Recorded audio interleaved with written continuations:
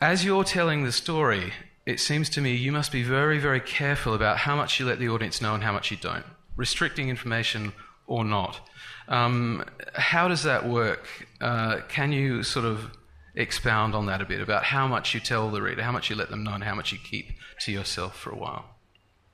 When I was writing my first novel, The Time Traveler's Wife, there is obviously a time traveler, and the scenes are presented quite out of order.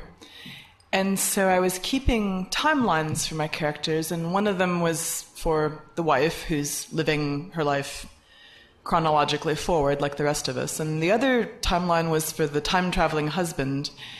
But that time chart was also keeping track of what the reader knows in any given scene, because things were getting so complicated that I was losing track of my, what they call rate of reveal, and I couldn't always remember what the reader had already learned. And so when I started to track that, it made me super conscious of what I was doing in terms of giving and withholding. And as a reader, it made me more conscious of how other people go about that. And it's a really interesting process.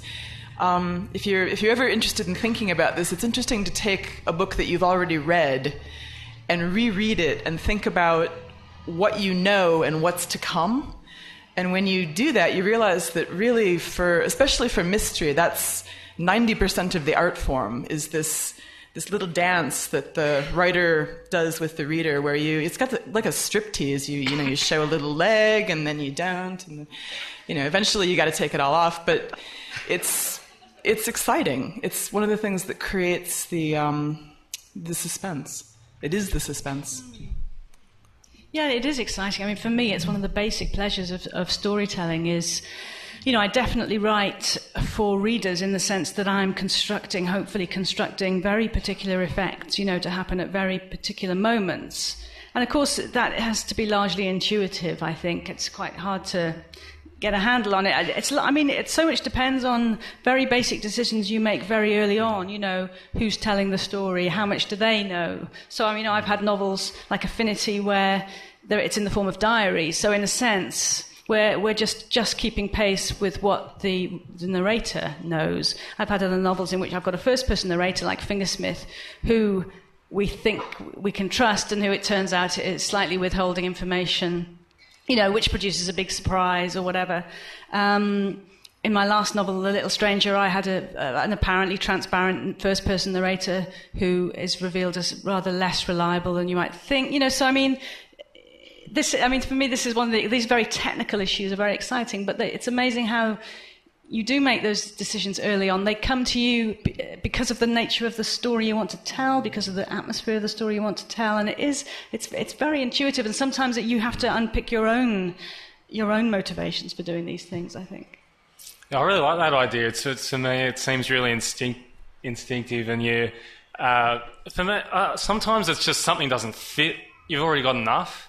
It's a bit like, I don't know if I'm going to get this right, but it's a bit like you press the button on the lift and it opens and it's crammed with people and you're not going to get in. And sometimes there's that bit of the story that you thought, I really wanted to put that in there, and it's just not going to go because you've already got enough. And then sometimes the lift opens and there's nothing. You're sitting there and you go, look, I've got nothing today, nothing. And then you go, I better put that bit in, and it just... hopefully, and then if it doesn't work, you got to fill it up with other stuff. And that's making me sound like, I'm just putting loads of filler into a book. And maybe that's correct. But no, I think there is a point where you say, does it fit there? And if it doesn't fit, you got to take it out. Or you got to take something else out. And so there's just this constant exchange of putting things in, taking them out, so that there aren't any holes anymore. One of the things I think that's really interesting about mysteries is the history of mysteries, because mystery and suspense novels really emerged during the 19th century with people, of course, like Edgar Allan Poe on the kind of Gothic horror, but also, and Sarah will know a lot about this because her early Victorian novels drew on this very much, which is they're a group of sensation novels that come out of Britain in the 1860s, right? And they're all written by women, and these women are fantastically popular. Their names are much less known now than Wilkie Collins or Dickens, but they were writing really sophisticated sensation novels about very topical things like the changing in divorce laws, etc., etc. But the way they were writing these mysteries was in installments. So they did not have the pleasure of writing the whole book and making it work and then publishing it. They were publishing installment by installment. And sometimes when I read those books like Lady Audley's Fan, right? Lady Audley's Secret. Lady Audley's Thank Secret, you. yeah. Yeah, and I realised that this is a perfectly formed, brilliant piece of thriller writing where she's writing it week by week. She can't go back and change something in episode 2 because it's already been published, right? And that is a really impressive look at a technical control of a form. So although here we are in our post-narrative world playing with time structures and everything and doing things that look very daring, I think the really brilliant practitioners of these forms started in the 19th century. And I think it's probably true they started in the 19th century because the 19th century is such a buttoned-down society that it's got a lot to hide. There's a lot of secrets in it. And therefore, writing thrillers and mysteries within that is a very rich vein. And you could maybe argue that everything's so much out there for us now that it's quite harder for us to find the forbidden and the secrets and the transgressions. Not just that, but we communicate far too easily. So it's hard for characters to not know the stuff that we, the writers, would prefer they not know. You know, it's harder to give your characters really excellent obstacles. Yes. This does not necessarily mean that all of our lives are perfect and easy, but just that it's harder in fiction to give the characters a reason to not realize that, you know, so-and-so had been in the library with the candlestick. Yes. Or here's a very, very simple one, The Lovely Bones. The Lovely Bones is set in the 70s because children don't have mobile phones. I mean, that's not the only reason why it's set in the 70s, but at that very key moment when she's in the field and every mother's going, pick up the phone, right? That works a million times. And in the sensation novels, one of the plots are entirely divided on the fact that we now have railway timetables.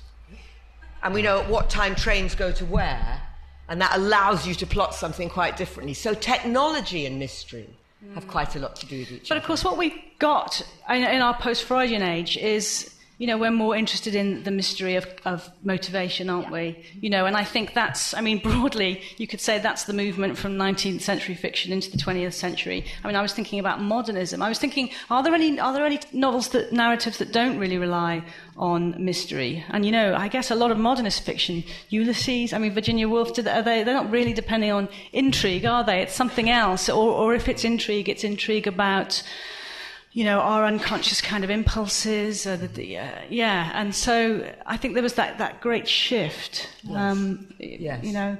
There was also the invention of the reverse mystery, if you think of Patricia Highsmith, or Donna Tartt's very great novel, The Secret History, where you know in the first chapter who got killed, who did it, and the whole joy is finding out how. Exactly. It's about motivation again, isn't it? And relationships. Has anyone read In the Cut by Suzanne Moore? Yeah, because that's a very daring novel in terms of she is, I'm not giving anything away because she tells you, she is the body, she is the victim of a serial killer. It's very dodgy technically because how does she write her own death? But it's actually quite a challenge in terms of, it's a book about sexuality as well. But I recommend it as one of those slightly mind-bending books about how you do mystery. The mysterious per se. Audrey and Sarah W., perhaps I can address this to the two of you. When writing fiction that involves ideas of the supernatural or indeed of kind of bodily transformation and so on, Audrey, in The Adventuress, we have a woman who gives birth to a cat, who transforms into a moth. Sarah, you have written about potentially supernatural elements or things that can't be rationally explained.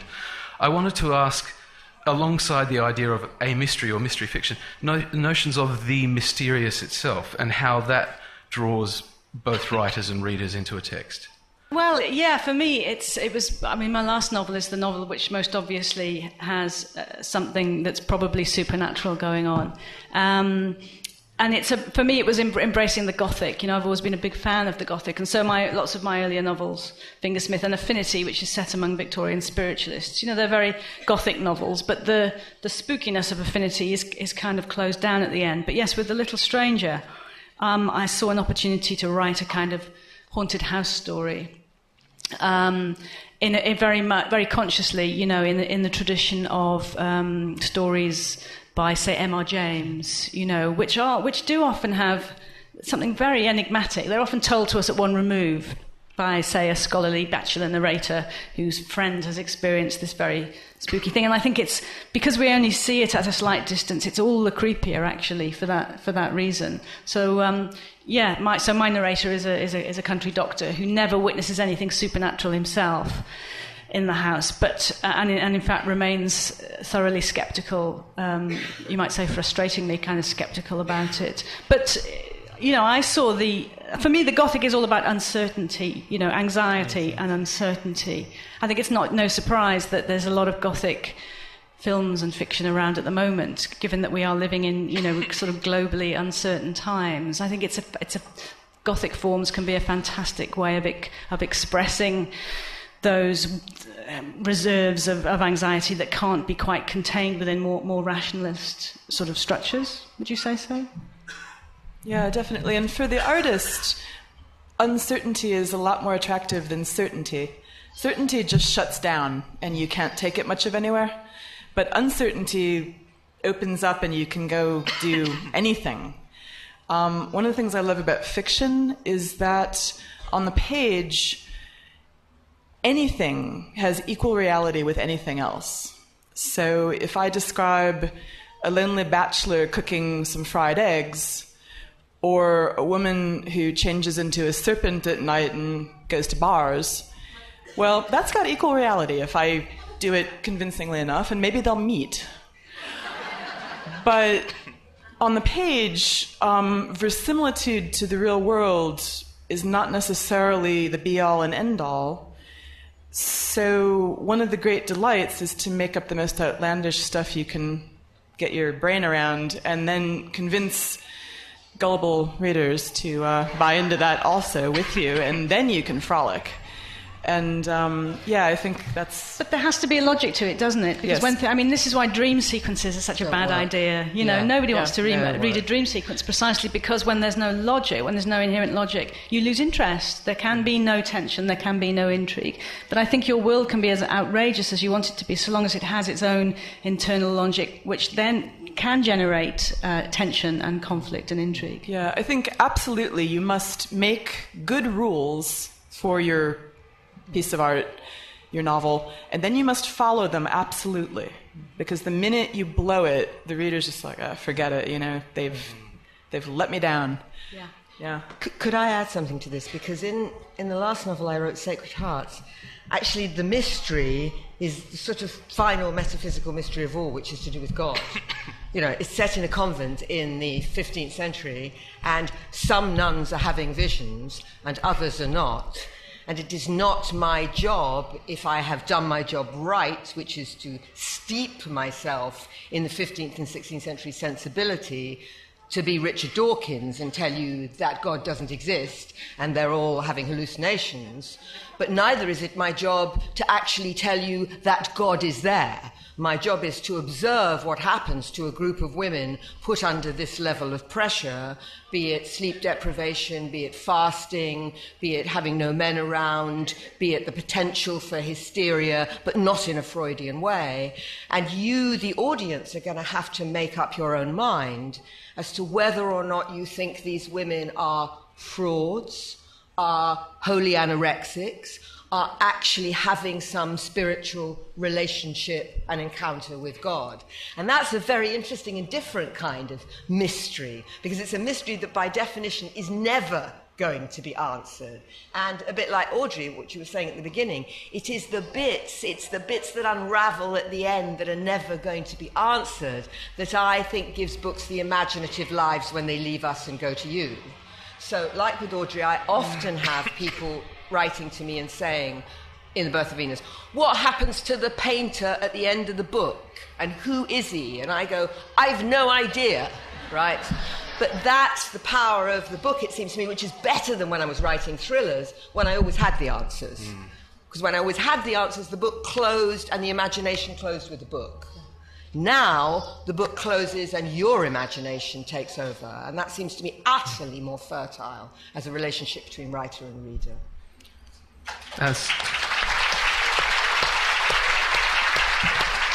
As Neil Stevenson once said in this very tent, ambiguity is good. We should actually give the audience a chance to ask some questions, I think. So people, there is a microphone in the centre of the aisle there. Please come forward if you'd like to ask a question. If you're just too far away, okay. Well, no, I think we're going to have to stick to the microphone. Please feel free to ask and address your question to the whole panel or to a specific author. Sir. Yes, I'd like to address my question to the whole panel. A lot of the talk, although you've alluded to the other as well, has been on mystery in narrative and the development of plot. But as a reader, I find equally engaging is mystery in the development of the characters. Each character presents as one sort of person at the beginning and unfolds. And I wonder if you could comment on that issue in the process of writing.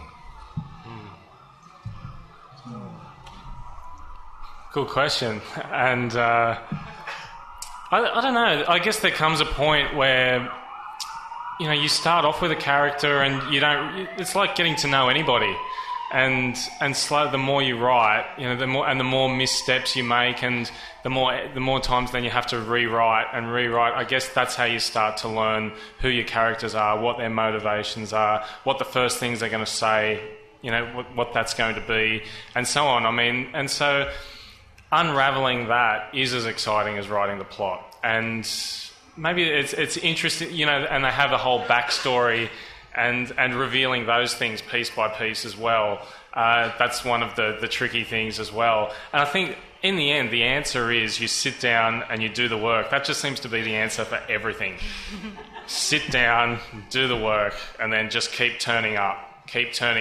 And if you don't know your characters by the end, well, start again. And that's the bad news for all of us. But it's also good news because that does imply that anyone can do it.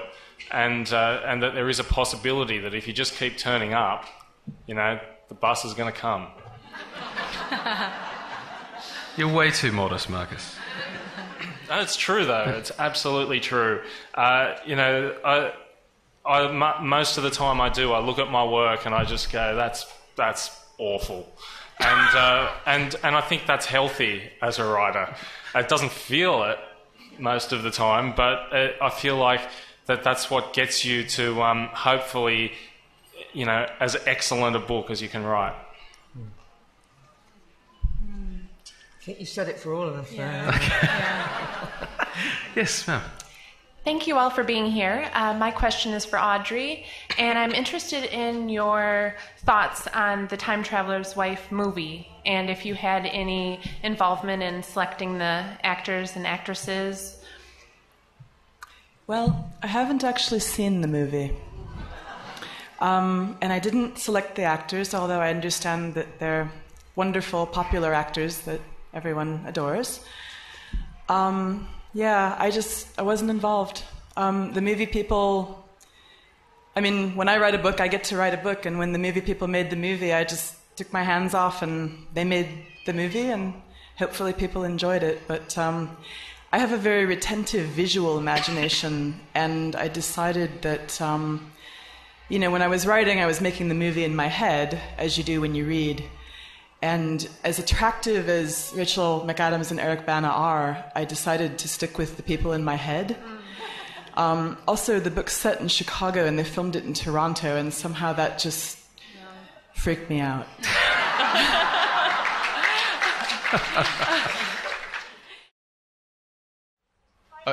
Okay, the question is about favourite books and authors. For the whole panel, I believe. Lists are required, everybody.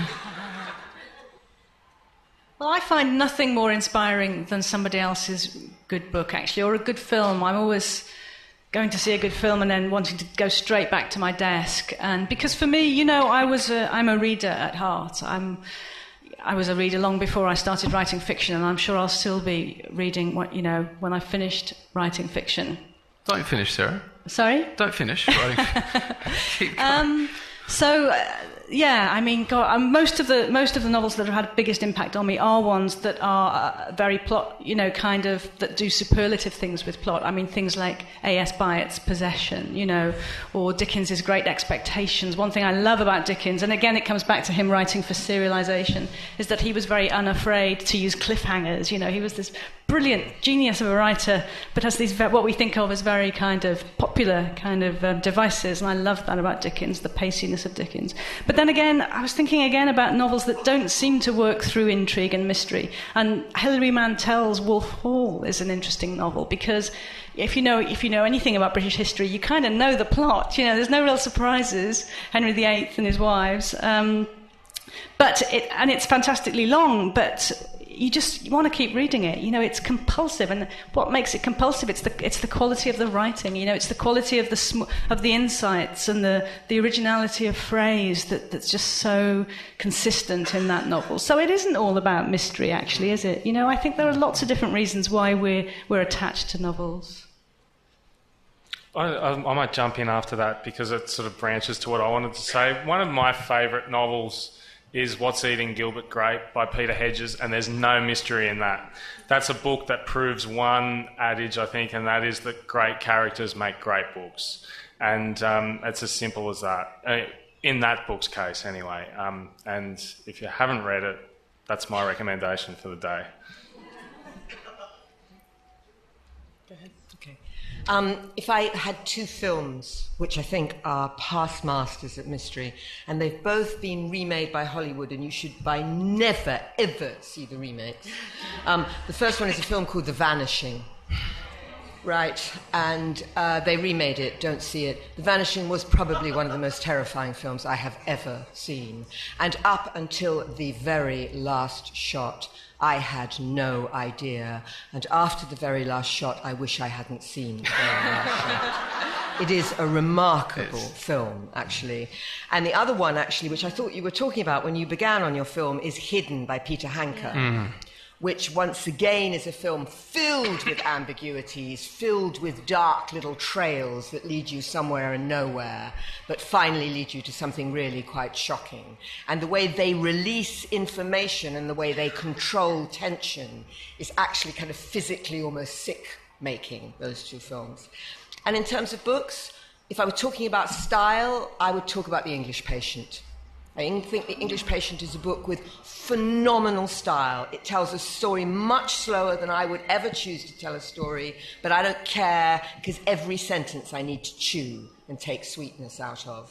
And if I had to pick a writer, it would be Patricia Highsmith, because I think Highsmith single-handedly turned the notion of the cosy and the thriller on its head by suggesting that actually the world was amoral rather than moral. And she freed so many writers to therefore explore amorality, and also to explore the grey bits and the ambivalent bits rather than the black and white bits.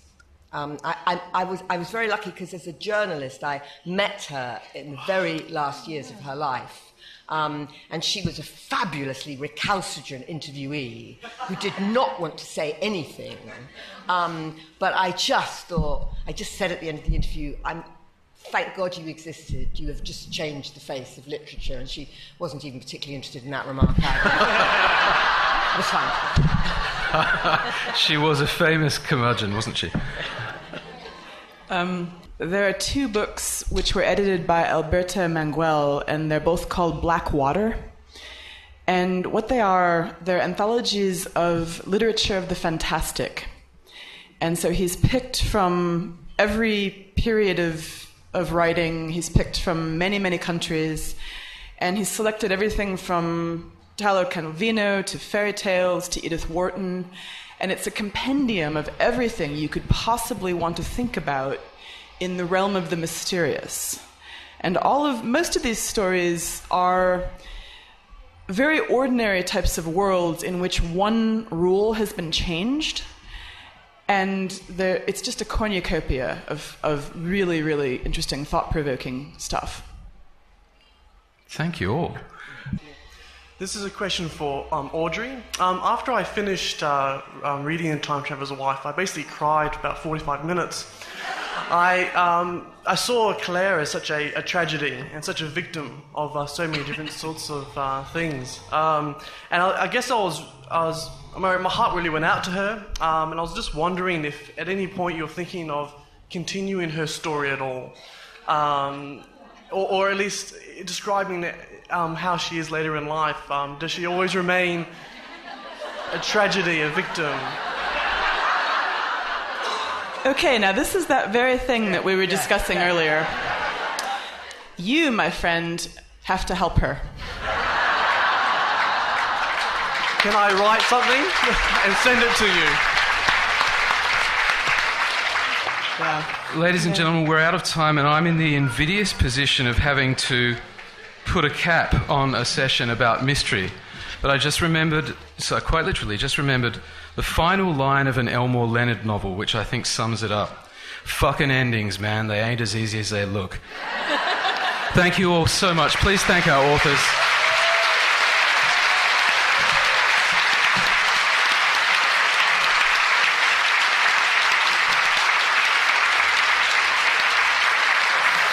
Thank you, the four of you, so very much.